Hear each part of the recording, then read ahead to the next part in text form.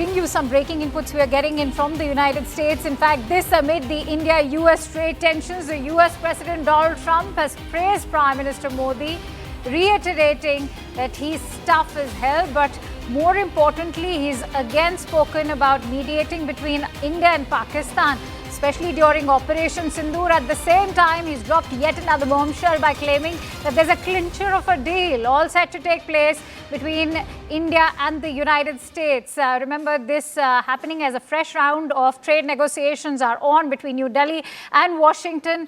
A special outreach being made by the US President also towards the Asian subcontinent. Let's also listen in to what the US President had to say.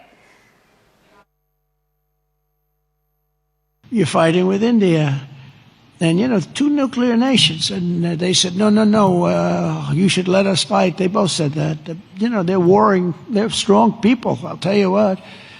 Prime Minister Modi is the nicest looking guy. He says, and he looks like you'd like to have your father, like, he's a killer. He's tough as hell. No, we will fight. I said, whoa, this is the same man that I know. But after a little while, and they're good people, and after literally 2 days, they called up and they said, we understand, and they stopped fighting. How is that? Isn't that amazing? Now, you think Biden would have done that? I don't think so. Most people wouldn't have thought of it, but, you know, if you look at India and Pakistan, so I'm doing a trade deal with India, and I have great respect and love. As you know, for Prime Minister Modi, we have a great relationship. Likewise, the Prime Minister of Pakistan is a great guy, and the Field Marshal, they have a Field Marshal. You know why he's a Field Marshal? He's a great fighter. He really is. He's a great guy, too. And so I know them all. And I'm reading that 7 planes were shot down. They're going at it, and they're really starting to go. And it's a big thing. These are 2 nuclear nations, and they're really going at it. And I called Prime Minister Modi. I said, we can't make a trade deal with you. No, we must make a trade deal. I said, no, we can't. You're starting a war with Pakistan. We're not going to do it. And then I called Pakistan. I said, we're not going to do trade with you because you're fighting with India. And, you know, 2 nuclear nations. And they said, no, you should let us fight. They both said that. You know, they're warring. They're strong people, I'll tell you what. Prime Minister Modi is the nicest looking guy. He says, and he looks like you'd like to have your father, like, he's a killer. He's tough as hell. No, we will fight. I said, whoa, this is the same man that I know. But after a little while, and they're good people, and after literally 2 days, they called up and they said, we understand, and they stopped fighting. How is that? Isn't that amazing? Now, you think Biden would have done that? I don't think so. Most people wouldn't have thought of it, but, you know, all right, let's now put this into perspective, and for that I'm joined in by Aman Sharma and Siddhant Mishra joining us live on the broadcast. Aman, Donald Trump always has this backhanded way of coming up with these remarks for the Indian Prime Minister, especially in Trump 2.0. But there's a twin sort of point that he's trying to make, how he's becoming this messiah of peace, where he's using trade as a bargaining chip. Well, see, Akanksha, he's making 2 big claims, and he has been making these claims for a while now, basically saying that he called up PM Modi, he called up the Pakistani Prime Minister during the course of Operation Sindoor, gave them this threat that, you know, if you don't stop the war, we'll stop trade, we won't have a trade deal with you, and finally, both the countries complied. That is Mr. Trump's claim, which India has been continuously denying. You know, India has put it on record no less than the Prime Minister himself when he called up Mr. Trump from Canada during the G7 summit, the 35-minute long phone call on June the 17th. The PM Modi had made it very, very clear that there was no conversation between PM Modi and Donald Trump till June 17, not during the course of Operation Sindoor in May. There was no such phone call. And so if there is no phone call, how can trade or war be discussed? Number 2, the Prime Minister also made it clear that, you know, yes, he did speak to J.D. Vance, the Vice President of America at that point of time, but he had made it clear to J.D. Vance as well that we will not entertain any mediation. If the 2 DGMOs of both the countries talk and arrive at a compromise, okay, we can do a ceasefire, but we won't talk through America. And India had also made it very clear that trade never featured in these talks with J.D. Vance as well or with Secretary Rubio during the course of Operation Sindoor. So I think India has been very, very clear. We even sent an email to the US Department of State in August asking them what happened in Mr. Modi and Mr. Trump's phone call on June the 17th. And they refused to answer that, saying we don't comment on private diplomatic conversations. US did not even issue a readout of that particular phone call, showing very much that PM Modi's plain speak was done to Donald Trump. But, Donald Trump, for reasons best known to him, continues to make these claims, ad verbatim. Especially when it comes to Operation Sindoor. Remember, this is over 50 times. But we haven't chosen to do that because we're doing very well without it. But I'd be allowed to do that, you understand that. And the courts wouldn't get involved, nobody would get involved, and I could send the Army, Navy, Air Force, Marines, I could send anybody I wanted. But I haven't done that because we're doing so well without it. Washington, D.C. continues to be amazing, safe, and it's really great.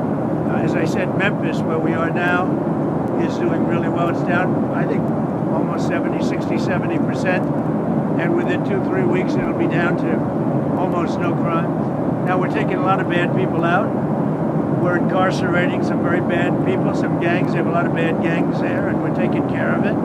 And we're doing things that, frankly, local law enforcement is going to have a hard time doing. We were all set to go last Saturday into San Francisco. We look forward to that. We would have solved that problem in less than a month. But at the behest of a couple of really great people, very successful, great civic-minded people, they said, we'd love to try doing it ourselves, and that's okay. And we worked with the mayor, and we're working with those people, but we didn't surge the city. And I said, if we surge, it's going to go a lot quicker, and it's much more effective. But I want to give them a chance to do it themselves if they can. If they can't do it themselves, we'll solve San Francisco in 3 weeks. On the southern border, President Sheinbaum of Mexico said that the tariff truce with the U.S. has been extended for talks. How long are you willing to wait for that to play out? Well, I like the extension with Mexico because, we're doing very well with that extension. We get a lot of tariffs. They're paying a lot of money. As you know, a lot of car companies are moving from Mexico back into the United States. They took our car companies a long time ago, 30 years ago and more. We lost about 57% of our automobile manufacturing over the decades. And it's all coming back because of tariffs. It's all coming back.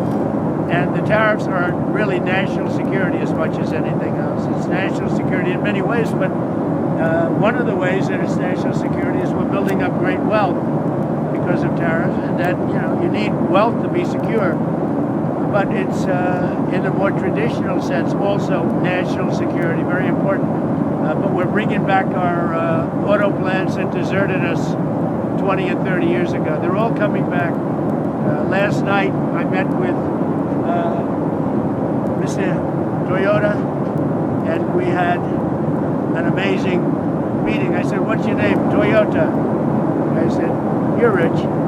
And he's going to invest, think of this, $10 billion in the United States to build manufacturing plants. They'll build their cars with American workers largely. They have the right to send some experts.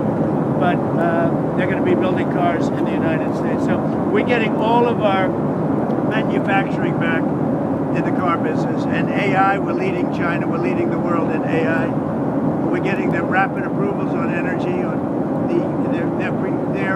I've allowed them to produce their own energy for each plant, so that rather than relying on an old and somewhat weak grid, the electric grid, they build their own energy, and then if they have excess energy, they sell it back into the grid. So it's great. It's really worked out well. It's allowing them to build rapidly, and they are building all over the United States. Sir, could we get your reaction to Israel striking in Gaza again? Well, as I understand it, they took out an Israeli. They killed an Israeli soldier, so the Israelis hit back, and they should hit back. When that happens, they should hit back. Do you think does that worry you about the ceasefire? Does that jeopardize the ceasefire in any way? No, nothing's going to jeopardize. You have to understand, Hamas is a very small part of peace in the Middle East, and they have to behave.